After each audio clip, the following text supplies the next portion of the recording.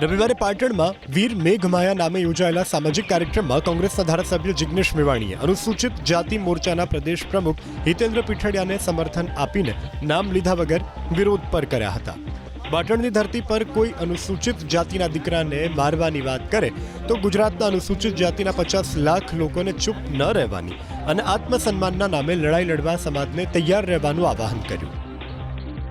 કોઈ પણ રાજકીય પક્ષનો માણસ આપણા સમાજના દીકરા હિતેન્દ્રભાઈ પીઠડિયાને જાહેરમાં છડેચોક આ પાટણની ધરતી પરથી પડકાર ફેંકે અને મારવાની વાત કરે તો પાટણના દલિત સમાજ અને ગુજરાતના 50 લાખ દલિતોએ ચૂપ રહેવાનું છે?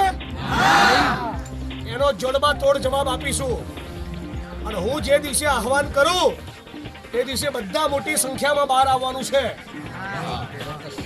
મારી પાર્ટીનો હોય, સામેવાળી પાર્ટીનો હોય કે ત્રીજી કોઈ પાર્ટીનો હોય, આત્મસન્માનના મુદ્દે અમે કોઈ દિવસ સમાધાન કરતા નથી।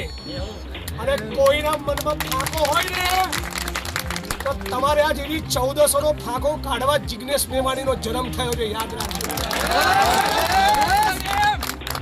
એટલે મારા ભાઈનું નામ લેતા ફરી વિચારજો। બાકી હું એ જ જિગ્નેશ મેવાણી છું જેણે ભાનુભાઈ વણકરના બલિદાન વખતે આખી રાજ્યની સરકારને દોડતી કરી હતી।